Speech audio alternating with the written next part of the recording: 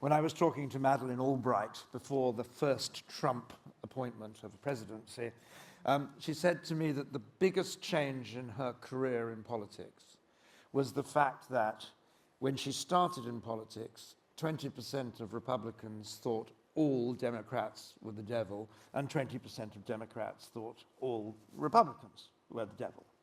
She said now it's 80%.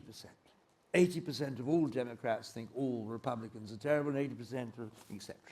She said the polarization of American society has changed the way anybody could do politics. And I suspect, were she to be here now, she might want to fiddle those figures a little higher.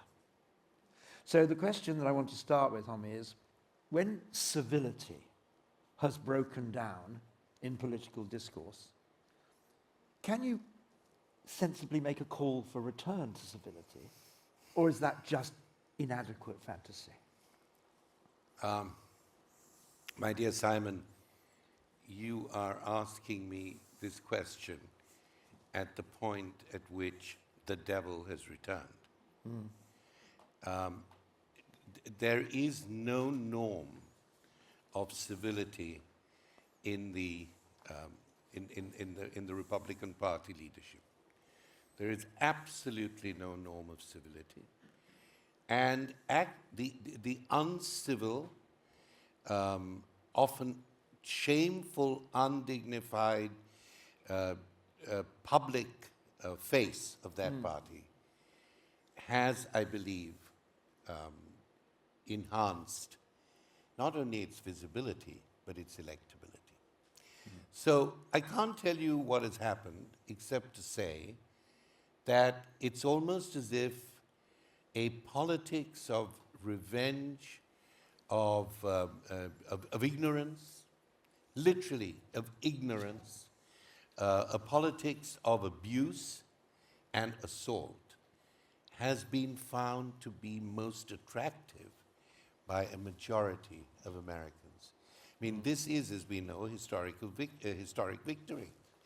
I think only two other Republicans have won the popular vote. Here, the electoral colleges have been completely taken over, more or less, and there is no level of civility. I do believe that Biden brought some of it back, and he was successful.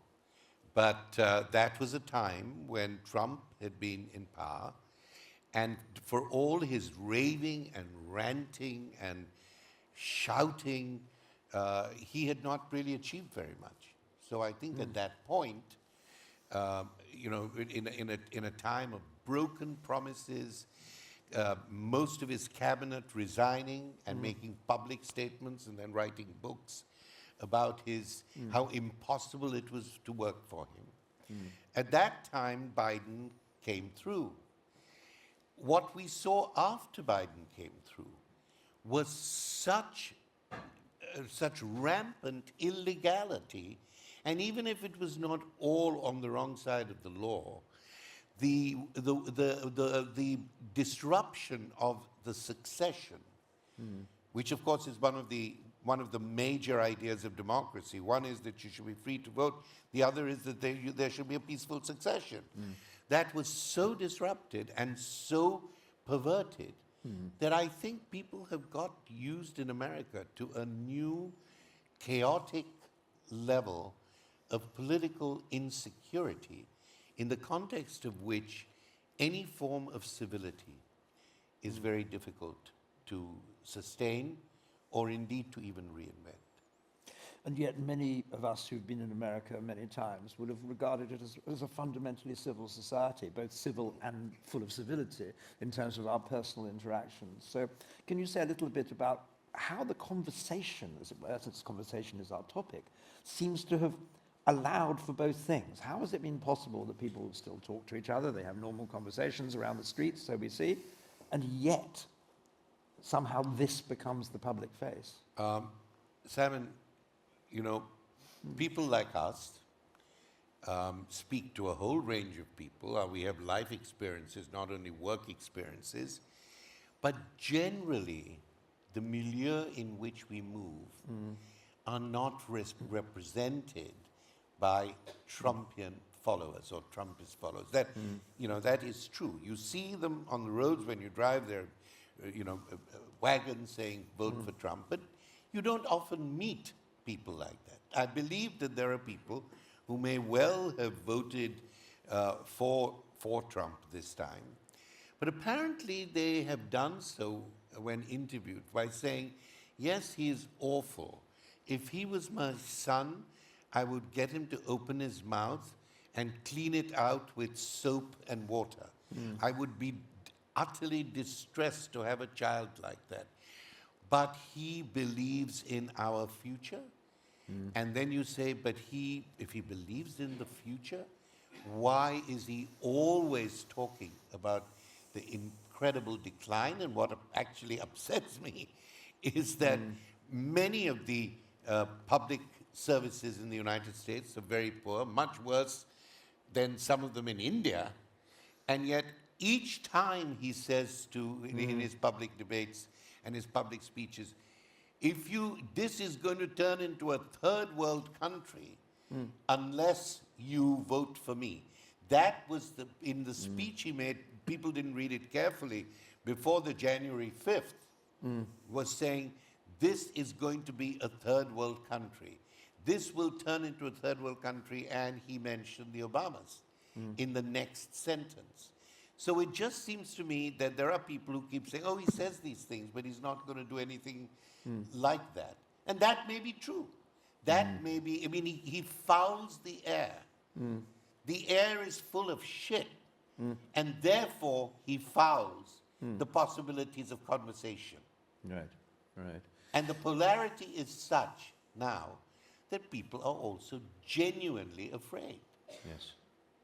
It seems that the voters in America, 72 million of them, have to live in a sort of a psychology of disavowal, which is a very strange place to be.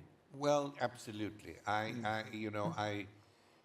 The Freudian concept of disavowal is one of my most favorite Freudian concepts to work with. But don't forget what he says, when people disavow something, that is, they know what's happening, and yet psychically they say to themselves, but so what? They always have to create compensatory stories and narratives, Freud says, to be able to bridge that split. And I think that's what people do. They say, nothing like that's going to happen. He's going to appoint a whole lot of very good people around him. The last time he did, I didn't agree with a single one of them, but these were people who had made a life of their own. The people being appointed now are entirely, people like Musk, of course, have made their own, but these are people who want something from him, just as he is the president who always wants something for himself from the economy, family, businesses. He's always the wanting president. Yeah. Everything has a price with this person. So what would it take, do you think, to make it possible to listen to the other? Could you say a little about, not just about difference, but about alterity in that relationship? About how can you then, if civility requires the ability to listen to what somebody else is saying as opposed to saying the air is foul. So what would it take, do you think, to be able to listen to the other? How is that going to change? Well, I think much depends on how classrooms are constructed. I'm not talking about the architectural construction, but I'm talking about the construction of teaching and education in the K to 12 region. This is very, very much neglected in the United States. Education is neglected. Education is restricted very often, depending on where you live. And the ability to actually attract students to talking, discussing, has very much been replaced by computer communication, even in classes and exercises and so on. So I think there's a big issue there about how to teach people to talk because they deserve to talk, and by talking, by speaking, by discussing, they develop a sense of who they are in relation to others. In relation to others. So that's the relationality that I want to get towards, because relationality. people, in my experience in American education, have no problem about talking about themselves. That's not the issue. The issue, I mean, the identity politics is extremely strong in America, and people assert who, and in this country, they're happy to say who they are, but that's not the same thing as listening to another. Hannah Arendt made a distinction between saying the who and the what. Who you are and what you are. And if you don't get that balance right, you become a narcissist. I feel that the issue you brought up earlier, I don't know what pedagogy you need to produce it, but of this I am convinced. And of course it's part of your, the Socratic dialogues too. The fact that Socrates, in some of his dialogues, has this an inconvenient friend, as he puts it, who before he speaks is always in his head saying, are you sure this is right? Do you know how you sound? So that is the notion of alterity, that when you speak, you don't only ask yourself, what am I saying, but how am I going to be heard? How am I going to be read? You play both roles within yourself before you can open up with some civility to the person you're talking to.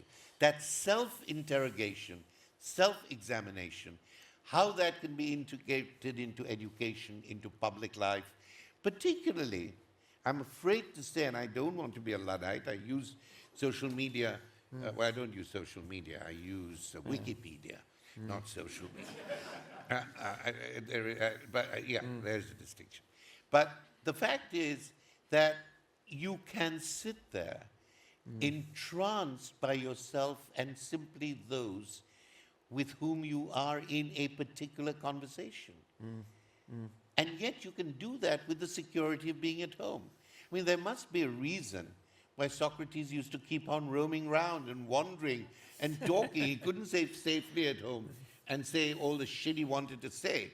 Somebody would hear him and say, don't talk shit. And then there was that internal, as he puts it, the internal awkward friend. When I go home at night, there is always my inconvenient friend, this is in Hippias Major, who says to me, what have you done? What have you said? Why did you say this? And then he says to Hippias, of course, you just go home listening to the clapping of the audience in your ears, having made a lot of money, fall asleep. So it's that self-agitation. I say to my students, in this class, there will be a lot of anxiety about who you are, what we are doing, how you're interpreting things.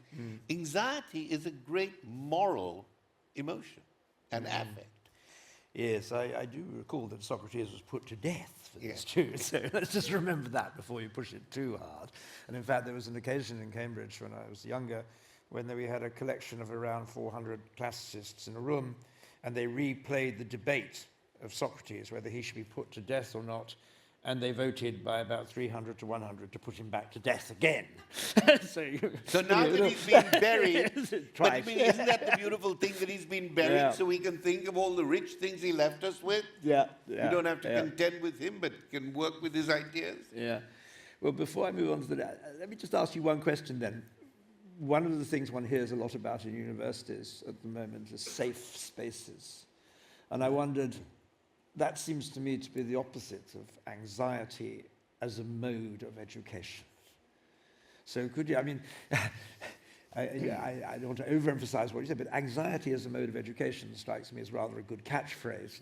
British Academy, we could take this on. But the immediate response will come back from people saying, no, you don't understand. You don't understand the upset of education. You don't understand how people are being threatened and bullied and upset by this form of education that's being offered. We need a safe space. Well, I mean, let's think this through. I think that there are forms of education, and there have been forms of education, and there have been gestures of teaching which have been very intimidating. We all know that. we've had that. They can be very patriarchal. They can be very dogmatic. You know, we were taught like that, and I came as a bit of a wild boy from Bombay, not knowing how to quite fit into this. Bring me your essay at 3 p.m. next Tuesday. And I could never quite get it written by Tuesday. I got it written by Wednesday. And my tutor would say, I need it on Tuesday, Baba. And on one occasion I thought, I have to turn up in the room. I don't have an essay. My mother had sent me some gorgeous mangoes from Bombay. There he was, and I walked in. I knew I could make excuses. I just put the mango in his hand. Ah, what a gift. And he dined out on it for very long. So I think that's part of a certain kind of civility. But let's talk about safe spaces. You know, so I think there are pedagogical practices which are oppressive. I don't need to go into them, and we can discuss that further if you want. And I think there are, it is the way I see it, there are bodies of students who the more you make access possible, and they come from various, certainly in the United States, various different parts of the country, various ethnicities, various economic levels, there is a tension in the classroom. Because even if they, you know, at Harvard, usually their grades are very, very good, their letters are very good, but they may not have the sense of confidence. So they come with these expectations, and then there are other students who they may perceive, or who indeed may be, you know, trumping them, sorry to use that word, based on, you know, their facility with culture, their facility with a certain kind of socialization. These are very, very real things that happen in classrooms. But these issues have to be dealt with, at least I think, face to face. So I think that very often when I have a seminar where I see this kind of awkwardness, where I see this sense of demoralization, I actually take it on. I take it on as a seminar. I don't single out somebody and say, well, whisper in his ear, come and see me in my room, unless they want to, in my study.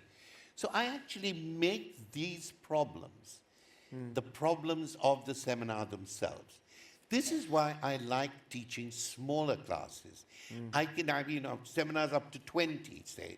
I can pick up the problem. If I'm lecturing to 150 students, in this time, when, as you say, there is so much polarization, then there is a new kind of demography in the university. People who have different levels of morale and confidence. Very difficult to do anything. The humanities, we have the possibility, or we had, keep your fingers crossed, of being able to teach relatively smaller groups. And then I think you can actually take up these matters. However, this is the, I think, productive side. On the other hand, when the question of safe spaces become part of a politics of identity, not a politics of relationality. So there are demands for specific enclosures. For instance, one way of articulating a safe space is that I would like, my dear friend who is dean at the Harvard Law School, the most liberal, the most forward-looking and forward-thinking person, had a bad time with groups who operated around the identity politics of one kind or another, not always race, said, can you not curtain off this part of the student, the student common room so we could meet ourselves and give each other a sense of confidence? And she said, no. If there is a problem, let me know what it is. If there is a problem of relationality, if there's a problem of miscommunication, tell me what it is. We will work towards getting it off. But I think the politics of identity, when it is interpreted as a marker of one race, one religion, one political view is absolutely, it does not fulfill either the purpose of civility or the purpose of any education, and indeed will lead to the kind of polarity that you talk about. So do you think then what needs to be created is an ethics of alterity? Absolutely. In fact, one of the first things I say in my seminars, if I might be autobiographical for a minute, the first thing I say, you will feel anxious, as I said to you. You will feel anxious. Much of this work is challenging. I find it challenging at my, my early middle age. I find it terribly challenging. It is challenging. There will be anxiety. You will transmit it. That's the first thing I say. The second thing I always say is that the ethics of this way of working depends on saying what you don't know or what you don't understand at any point in my lectures. I don't want you to wait to the end. I want you to say, I don't get it. Because if you don't get it, and if you think, listen to me, to the rest of it, or listen to your colleagues thinking you haven't got it, you will never hear them properly. You will never hear them fully. You will never hear them generously. So I got, in the end of the report, the student said, yeah, I like the class. He knows a lot, but it was very unfair that he should say to me, as he did right at the beginning, that you have every right to stop me to ask any question you want to. Why should he insist that I should want to stop him?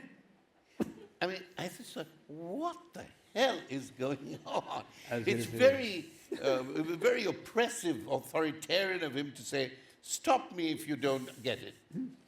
So, I tried, I failed. Right, and what would you do if someone brought you a mango? You really want to know? Yes, you'd eat it. If it was an Alfonso mango. Yeah, of course, of course. There is no other. No, there is. There are Mexican mangoes. I hope there are not many Mexicans here. I love Mexico. I do like. But an Alfonso mango is an Alfonso mango. Okay. From India. So, the ethno-nationalism of mangoes. Now, this question is the question towards which the previous questions have been leading, and I think it's perhaps the most important question, and that's, can you tell me what you think the flaws have been in the liberal response to the conflicts we're talking about? Because I think what interests in terms of conversation is that actually there's been a collapse of a liberal response. My first question was, can you just say, let's have more civility? It's an obvious thing to say when people are being uncivil, but as we know, saying let's be more civil ain't going to it's not going to have the effect we want. So is there a liberal response that actually makes sense now? And you know, of course, that I'm thinking partly about Richard Rorty and these sort of things for you to Well, something I wrote recently, I went back and read Rorty. Because it was something on conversation, and I thought, this is the man who talked about the conversation of mankind. And Rorty is great at clearing up pompous nonsense. That's one of the things he does. He just clears it out very cleverly. He makes difficult philosophical issues important by really clarifying them and taking away all the persiflage around it. I did feel rereading his work on conversation, of course, was anti-epistemological. So this whole epistemological approach, the search for the truth, etc., he was against. But I was disappointed, to put it, there's more to say, but I was disappointed by two things. One, his notion of continuing the conversation was the strategy of description, or is the strategy of description and redescription. You don't have the truth, I don't have the truth. What we can do when we converse is describe the problem in different ways so that we may or may not converge. That's okay. I prefer to think about overcoming difficulties and complexities more using the trope of translation rather than redescription. And you can understand why, because translation assumes that I take what you have said and then I, in fact, restructure it and I come back to you and then you do. I prefer the translational model. But there is also something else in Rorty's work, now that you remind me of it, which he really felt that you really had to only reach the opinion formers in a society. As long as you reach the people you thought, formed opinion in one way or another, people who already had authority, and you reshape their vocabularies, that was a good thing to do for the public domain. It is a good thing to do for the public domain. But I think that creates a kind of stratification which does not allow you to hear things that people do not feel competent or able to redescribe for you because they haven't had access to the same education. They don't know who is actually listening to what they're doing. All sorts of institutional problems. So that I found disappointing in Rorty, although the attempt to work around this is true, I think, was an important anti-epistemological move on his part. But how do liberal institutions relate to major conflicts, public conflicts? That's the question that has, I think, been on our minds recently. And that, as you know, has been, there have been very few good results in that case. Presidents have resigned, presidents have been made to resign, and two things struck me there. One, in the Congress hearings, do people know what I'm talking about? The hearings around, anti-Semitism and so on in the United. In the public hearings, many of these presidents had been trained by their lawyers or tutored by their lawyers to absolutely stick as closely to the legal positions that they had to support, not a bad aim, to the effect that these leaders could not speak effectively to issues and questions put to them which they should have been able to do. So they all sort of sounded like well-polished, legally trained individuals. And that made me feel, and I know some of those leaders, and I know how they would normally react. It just made me feel that in America, we've always thought of it as a litigious society. But as we talk about the corporatization of the university, we should also talk about the legalization of the university. That everybody has to be so careful that at the end of the day, nobody feels addressed. That, to me, that today is the legal issue. Of course, there are always legal issues. If I put up a tent somewhere and I restrict the flow of the university, that's legal. I shouldn't be doing that. On the other hand, if in a university like mine, where we've had recently three Jewish presidents, for some of those presidents to throw up their hands and say, this is a terribly anti-Semitic place. Well, what were you doing then? If that's one of your major issues. So there's all kinds of complicated maneuvering, which I think is deeply problematic. But the reason for that is, frankly, that universities are in the United States not the only liberal spaces, but they are places where certain kinds of contentious liberal arguments can happen, which is good, but there are also places where there is massive misbehaving, which is not so productive. So I think that we really need to reconstitute ways in which conversations take place in educational institutions. And we take the seminar model, and I'm talking about the idealized seminar model, and allow it to become, at different stages and levels of the university, a mode of discussion. And we don't have that. Now, when you mentioned that Rorty is interested in convergence, of getting ideas together, and that he has an anti-epistemological bias or trajectory. The mirror, the philosophy in the mirror of nature makes that point. Yeah. What then, how do you relate that to the claim that I hear every liberal I know make, that Trump lies and that truth matters, and that there is no talking, there is no convergence?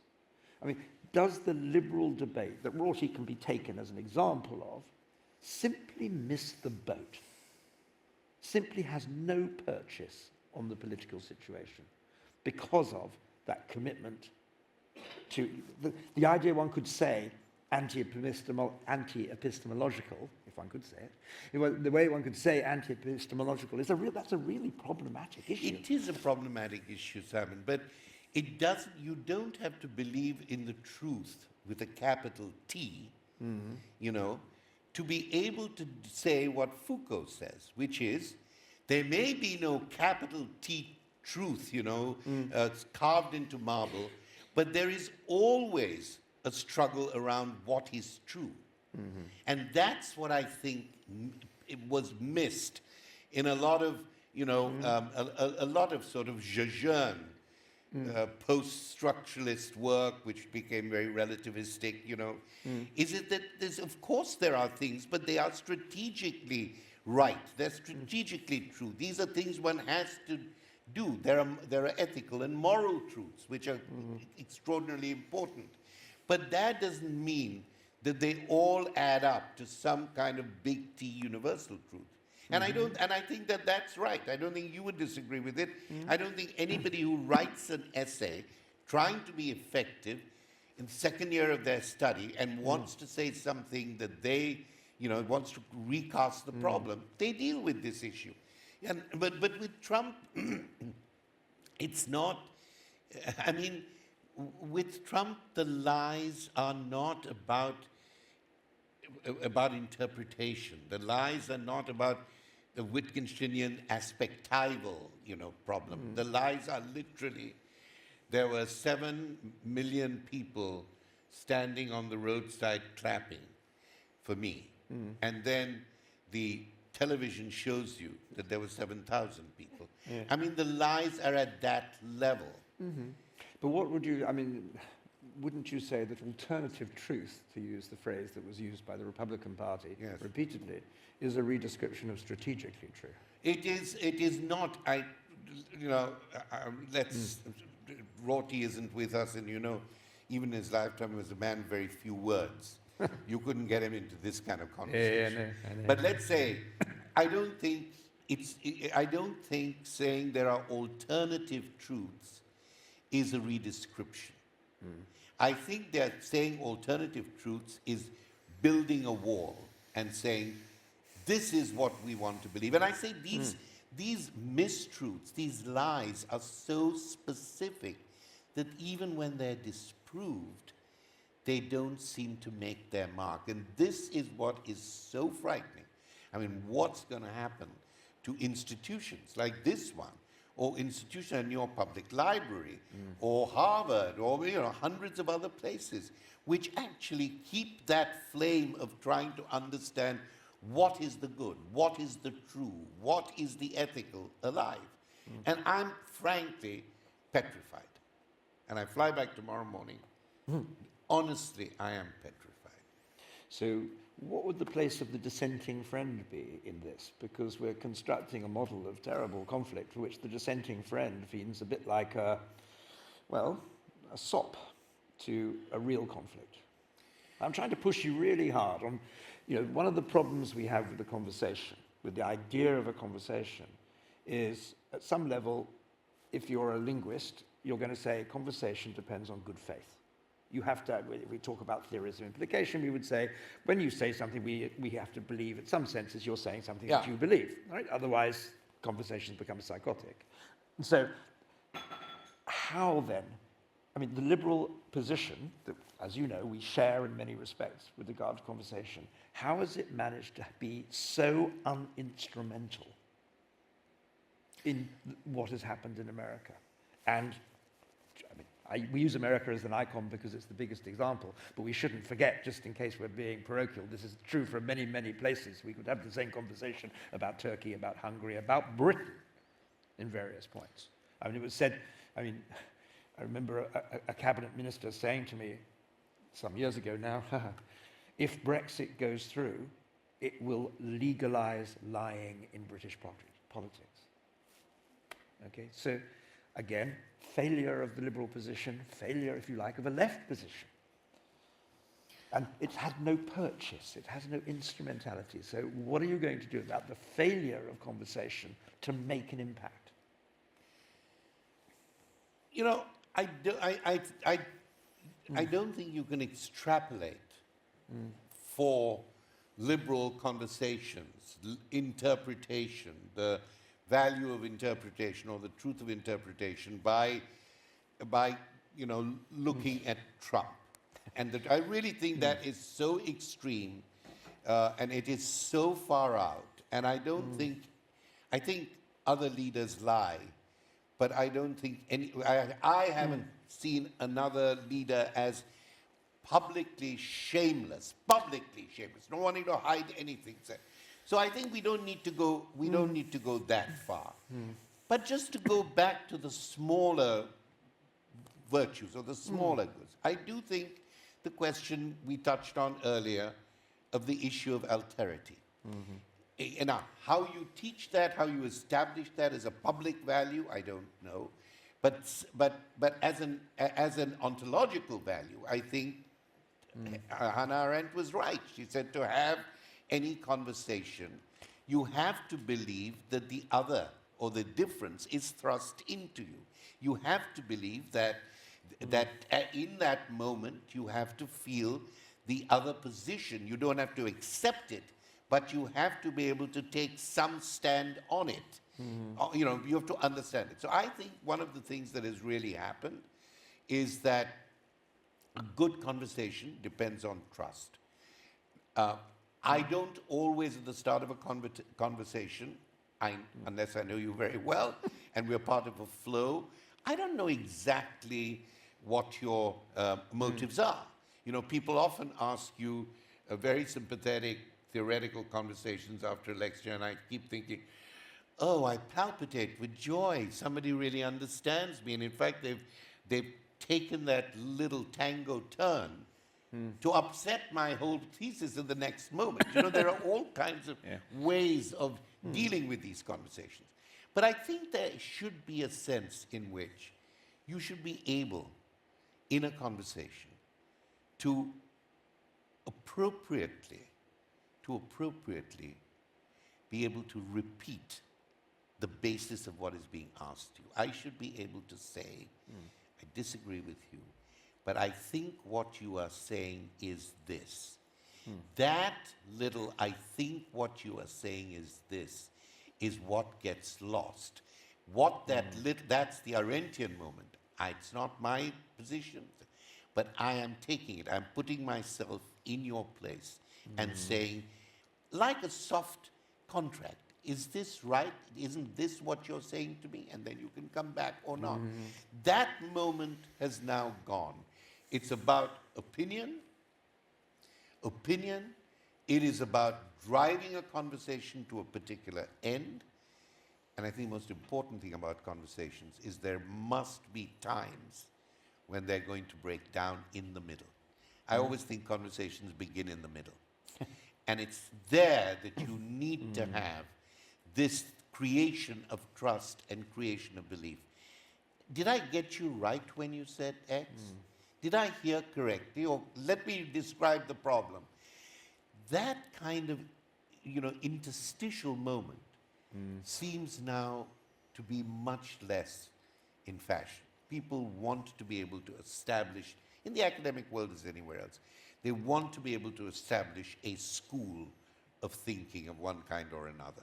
They want to be able to not have that in the middle, interstitial, reflective mode. So is that where the practice of conversation That is what I becomes think an ethics of alterity? becomes an ethics of alterity, because, and there are many ways to do it. You don't have to do it, but there has to be an openness on each side.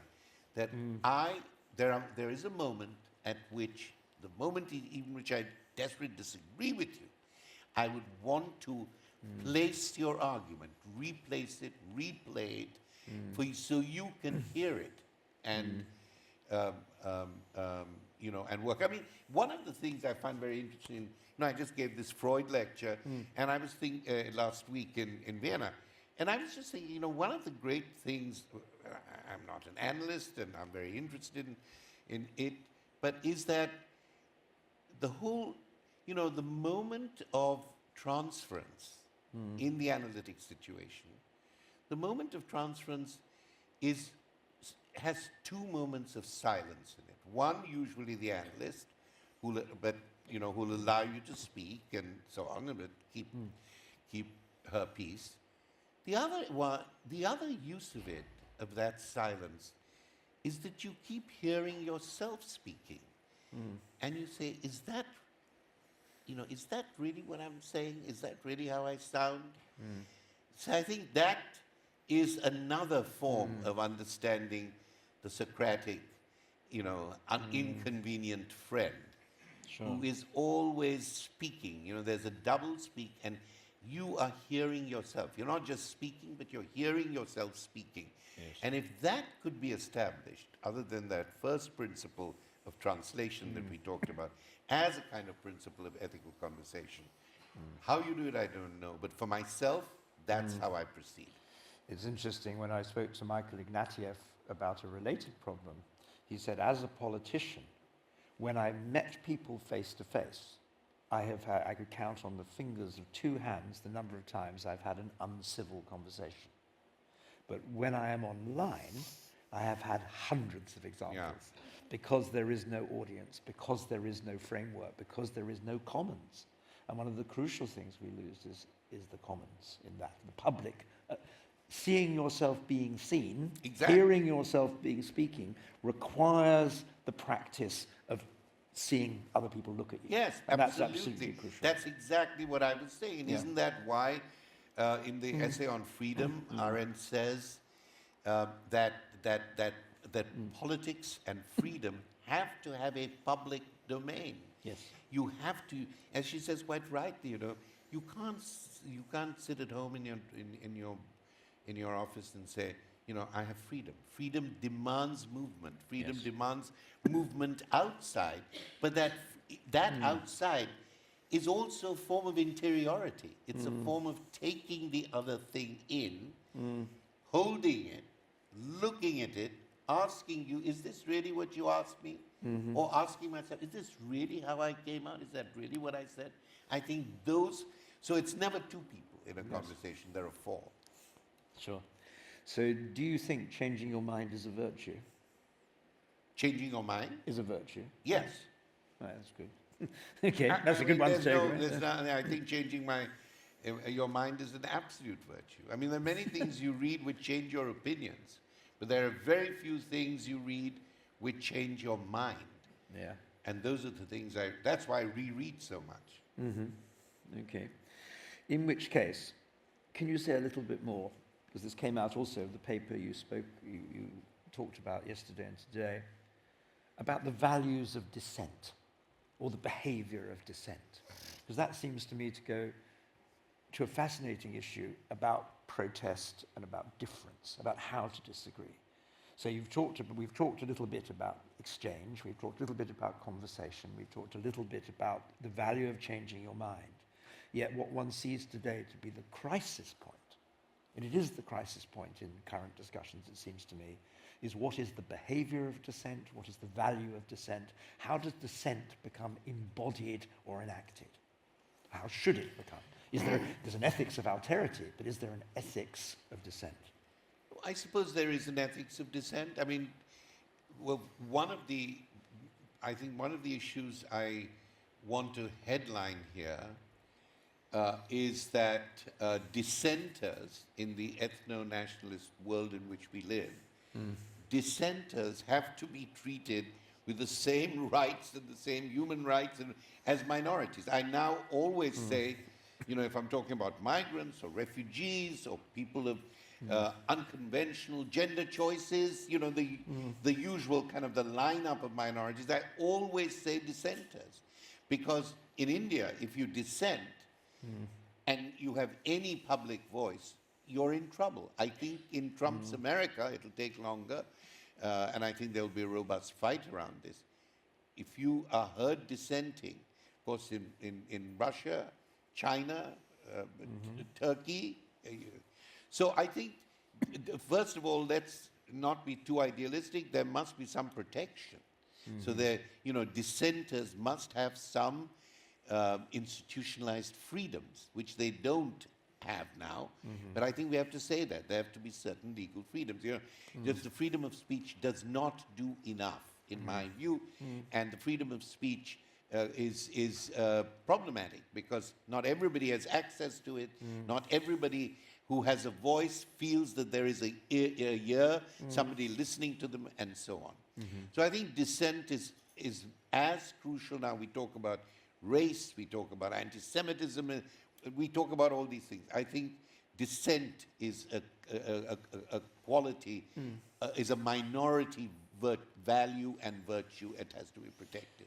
That is easy, I think, for most people in the room to agree with, that we would like to live in a place where dissent is possible. But that's not the hardest answer you might give, because the hardest answer would be, what are the limits of that? What are the limits of dissenting behavior? How to disagree is also, it's quite clear that one of the anxieties that has been debated and acted out repeatedly, not just in the American university, but across the world, is what is the logic of dissent? How far can you dissent before it becomes violent, psychotic, or simply unacceptably antisocial? Yeah. So I think, for example, we have the question. I mean, it would be the anti-oil protest would be the harder case to take. I'm not talking about. Nobody, I think, is going to suggest that the only route to revolution in Britain is by lots of violence and killing. There are people who will say that, but not, I'm sure, in this room. I look around, hopefully. But the question might be, what about stopping roads? Gluing yourself to a road to cause maximum traffic damage to show that we don't approve of oil. Is that, in your view, it's not very civil, but it's undoubtedly dissent? Maybe dissent, it sounds a little bit, if you glue yourself to a road, sounds a little bit like martyrdom as far as I'm concerned. Takes it too far. But I do think that some of the things we've already said about alterity, about finding a sense of, you know, the changing of your mind, the translation of the other's tongue or opinion. I think these are elements that have to be part of a good dissent. I think dissent is absolutely important, and I think much more so at this point of time. But I think that, you know, then if you dissent in ways that cause the public peace to be destroyed, you and I don't have to argue about it, because the police come and do the work they need to do. You know, if they come there and they don't permit you to destroy public property or to stop traffic on the road. So there's that there's that extreme to it. But I think dissent depends really on the possibilities of what we talked about earlier, that a culture that is able to proffer, to support dialogue.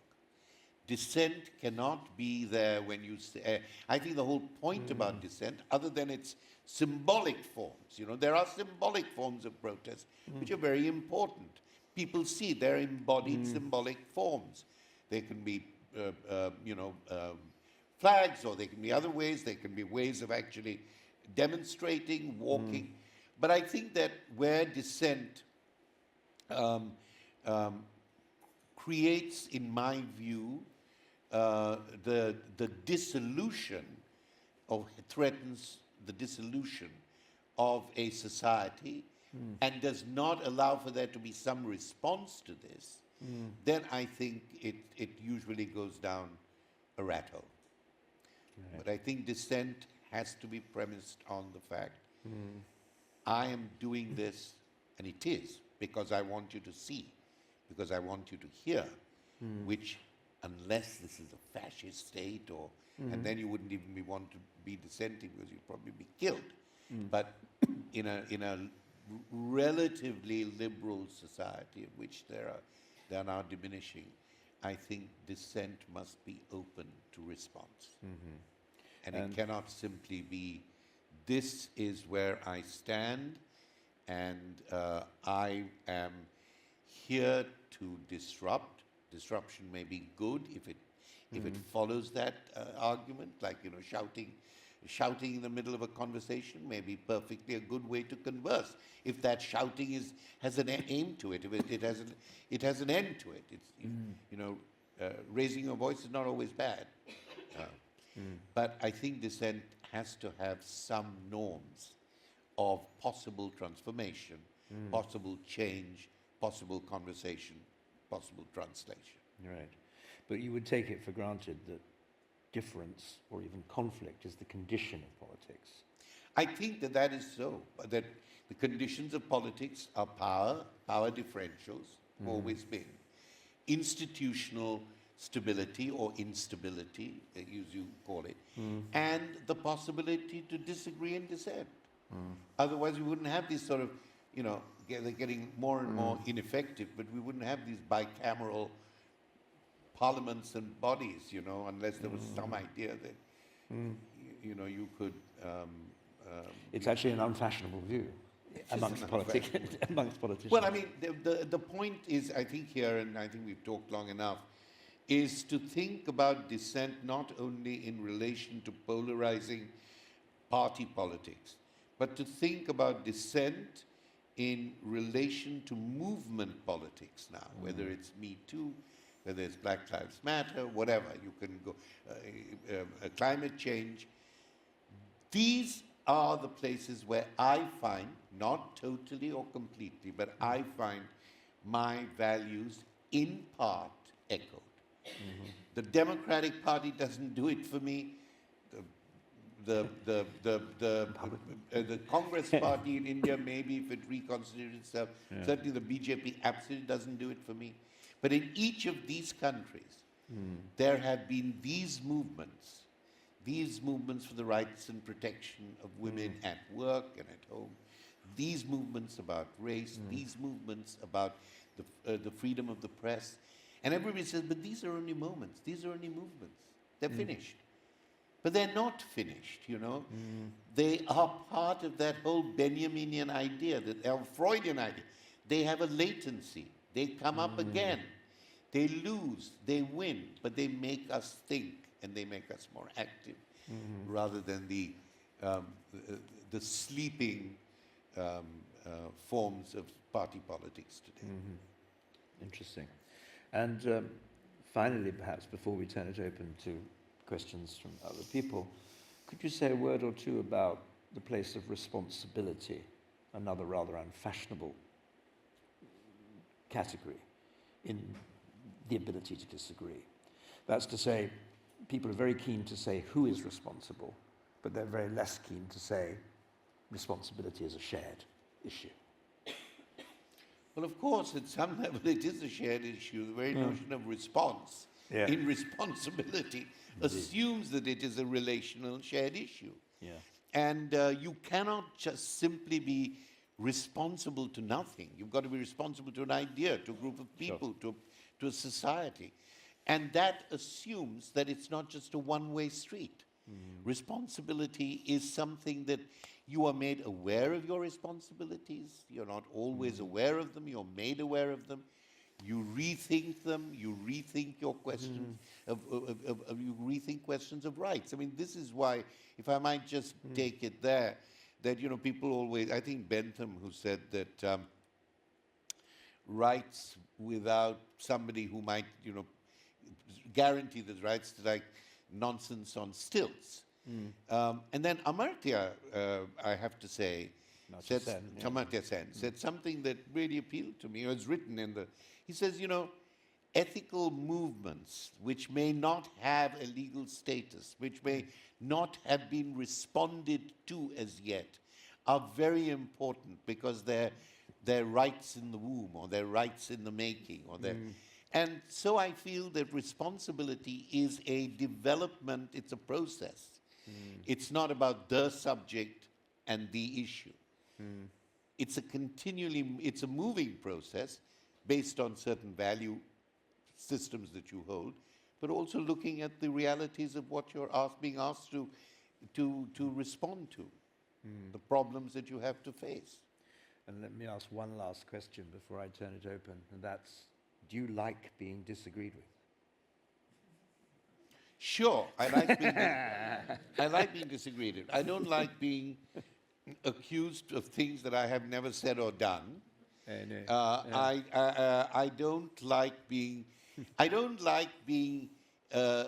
disagreed with without somebody at some point saying, am I getting this right?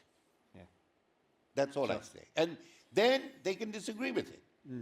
But if they don't get it right, such a goddamn waste of everybody's time. And then it's only for narcissistic purposes, ego-centric purposes. You know, it doesn't get anyone anywhere. Right. Well, then I'm very pleased we managed to maintain the comma in the title. We're open to questions and discussion from the audience, and I see one hand right at the back. Would you care, there'll be a microphone that will come to you. Perhaps you could say who you are, and as a way of beginning to build trust in conversation rather than an anonymous voice. So Simon, thank you very much, and I thank you all very much for yes, listening. we're not finished yet. We're not finished. But I do want to thank people for listening. My name is Marcus. I really enjoyed you speaking about this idea of the transactional model and the limits of dissent, but I kind of wanted to push you on the question of at what point is there no longer any merit of even bothering with that transactional model, of trying to have that conversation with someone, because while there are plenty of people who might not love the idea of safe spaces, for instance, there is an argument to be made, I guess, that at a certain point there are some individuals and groups who just don't believe in certain human rights on a gender or race level. So at what point is it no longer worth even having that conversation, in your view? Well, I think you've given your own answer. They just don't believe, then they just don't believe.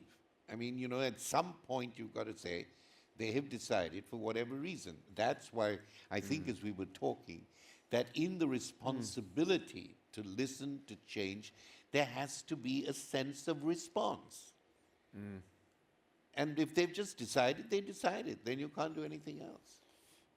It's hard to change people's minds on that, but the question of whether that virtue can be taught, the virtue of disagreement be taught, is a very interesting question. Yes, and I think, you know, I think there are systems of education that teach it. My colleagues in the law school often make their students write exactly from the position that they haven't taken on the case. Yeah.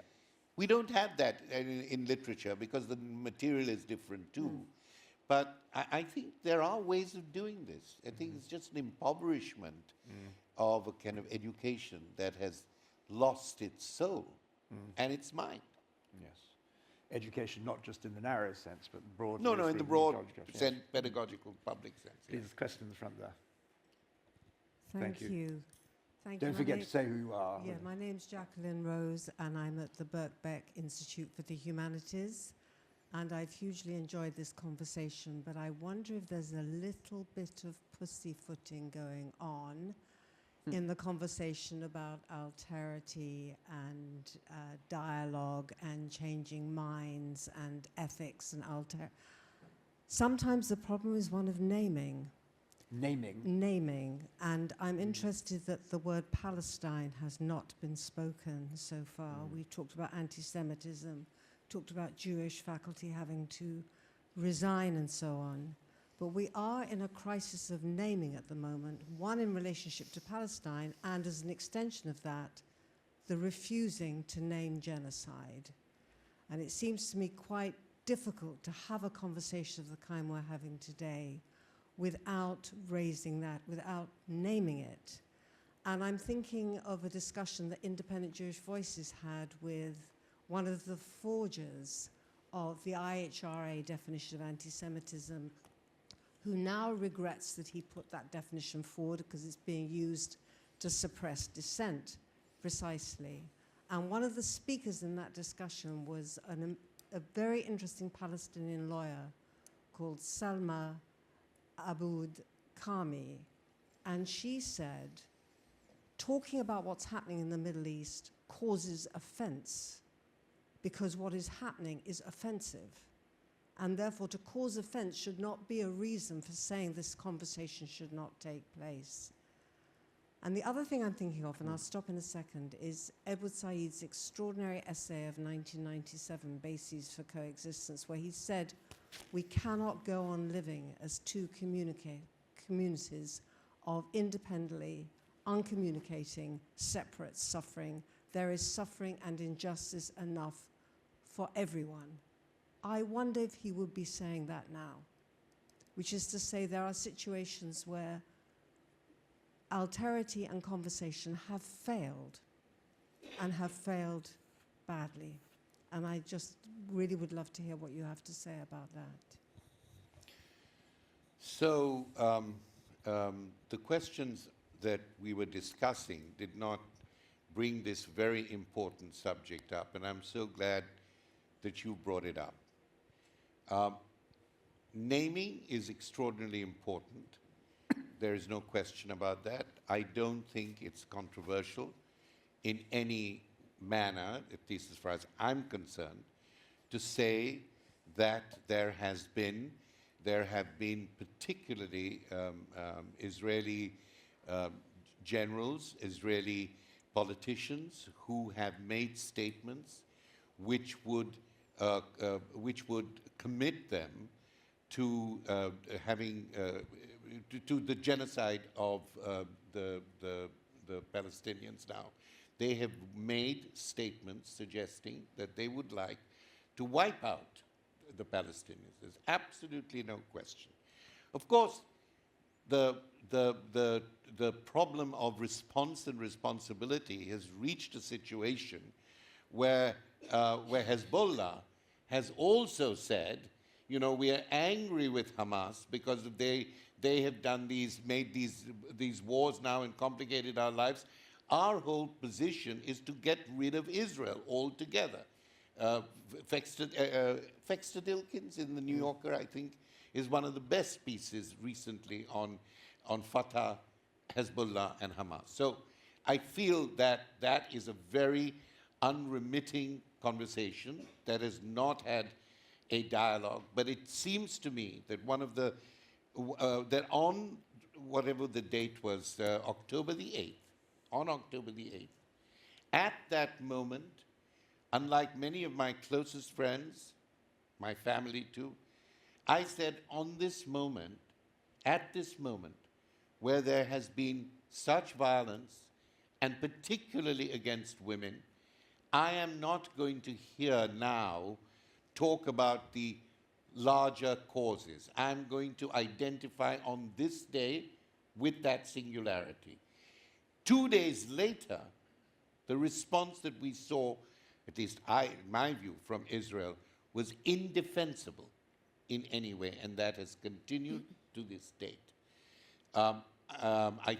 I have no problem naming, as I've named now, and I have no problem talking about it. Absolutely not. I believe there are certain acts of genocide, but I also believe, which is deeply unfortunate, they're on the other side, and there are genocidal positions. Now, the question really for me is, had Israel enabled and allowed, you know, the two-state solution with dignity, with would we be in the situation in which we are now? I believe not. I believe there has been a problem. And now when you think about the two-state solution, and you think about some kind of sovereignty, it becomes less and less likely. I mean, if you just look, the Israelis occupy, whatever, 8,000 square miles. The Palestinians have 2,000 square miles, and that too divided. It's a situation of such profound asymmetry, and it is a situation, I argued a long time ago, that if the superpowers did not support this over time and allowed people to work it out for themselves, it would be much better. But if you're guaranteed arms, and if you are also guaranteed showers of missiles, then that's the way the game plays out. But the tragedy is the tragedy of people who are still fighting for a nation at a time when we talk about global transnationalism.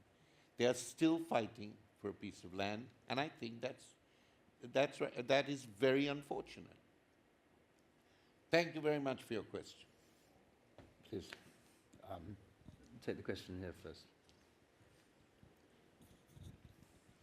I'm Dilnoza. I'm from Uzbekistan. I'm here research fellow, and I enjoyed a lot. Thank you so much being here. So, as if we are living in a controversial world, like controversial, everything is here.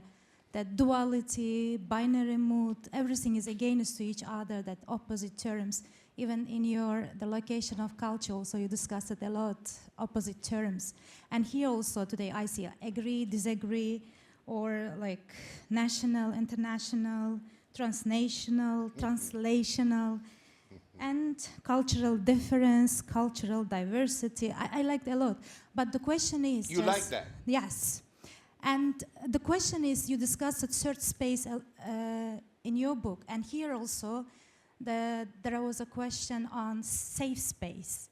Can we use safe space as an opposite idea or opposite concept for the third space? Well, one of the things that always embarrasses me is to talk about my work, leave alone teach it. So I'm not going to do that now. But to me, the idea of the third space was a situation where in the middle of a conflict, or in the middle of different perceptions, you start from a place, but in that conversation, other things open out. Things open out that are not problems, questions, that cannot be entirely possessed at one end or the other. And I often said that space had to be enhanced and enriched. And interestingly, one of my close Palestinian friends says that is in the various, in Oslo and various other places, that is in fact one of the strategies often used to say, we're locked in this conflict, let's throw another horizon and see where we can get. But my model was much more a model of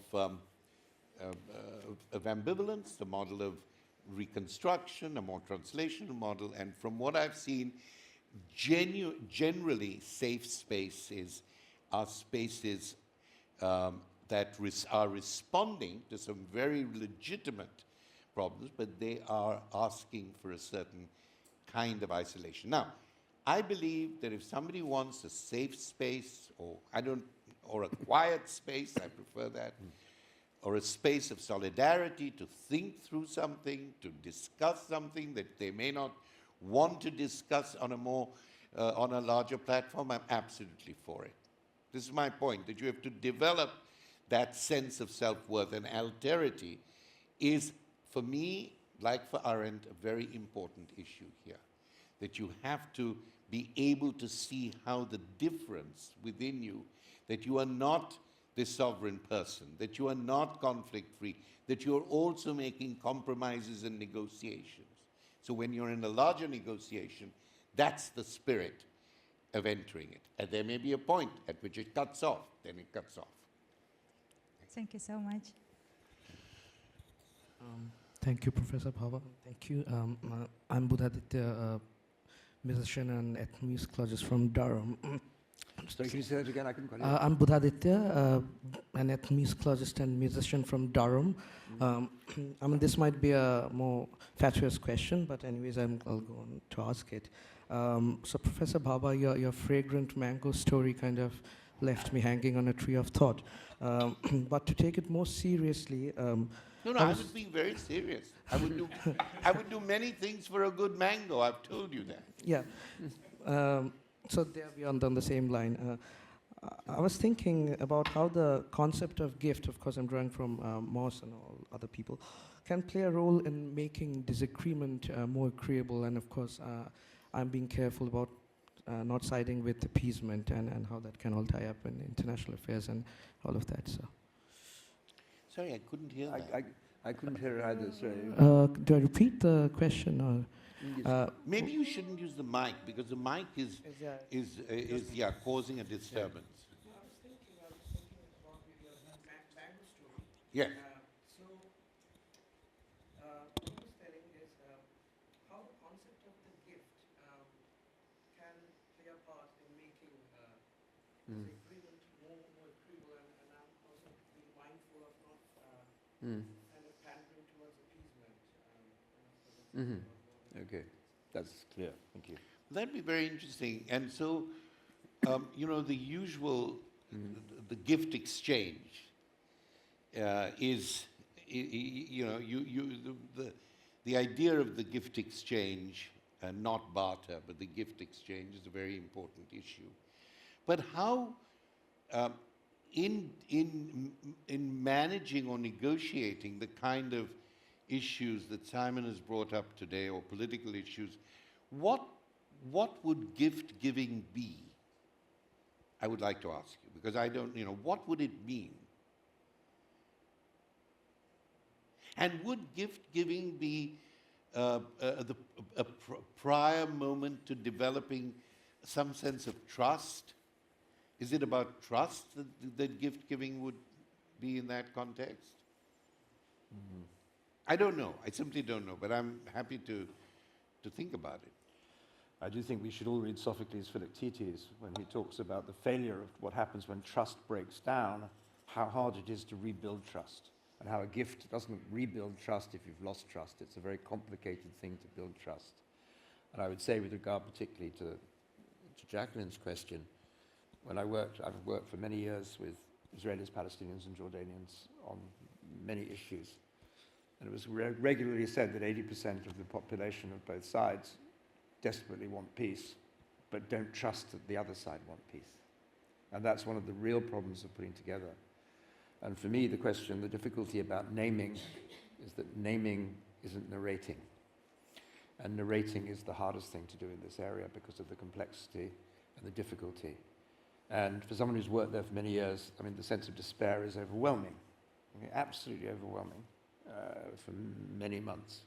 But that sense of despair is not dispelled by naming at all. It's my worry about naming always is that we know that naming also is a sloganeering. It can also be incredibly aggressive, incredibly dismissive. I must be very careful how one names, because naming is classing but not narrating. So for me, I think we have to be I think the question of the relationship between trust and gift and naming is a really complicated area, and for me narration is a part I'd put in that. And I use that word narration very self-consciously sitting next to Homi, right? Since nation and narration was a crucial part of that. But anyway, next question, please, at the front there. And there's one at the back. I've got your hand, but I'll come to you next if that's all right. I hope we'll come to you next. Swift, because we're meant to finish right now. So go for your question. I'm sorry, I'm just getting overexcited by the discussion. So otherwise you won't get a drink. So be quick. Quick question. Thank you. My name is Sohan D'Souza. I would like to know your thoughts about the role of anonymity in the decline of civility, specifically with the relevance to like influence operations and the ability of anonymous individuals, especially online, You know, like you have people like Elon Musk or even Trump sometimes, people on that level with big names retweeting accounts with handles like end wokeness and you know like brands, basically these brands that do nothing but posture. My friend, I'm really missing you. I'm not getting you. So please, Sorry. we don't have time, so just start again. Maybe it is the mic. I'm just not getting the question. I'd like to ask about the role of anonymity in Anonymity. in declining civility, specifically with relevance to influence operations, to these accounts that are with handles like end wokeness or you know, Europe invasions, which I've been studying and which have been you know, tweeted by retweeted or reposted by big name accounts, and these contaminate the conversation, and they can posture without any loss of reputation. And this also with relevance to, you Point know, is clear. like Quick, we don't quick, know if we're dealing with a real person. No. Quick. Yeah. One sentence answer.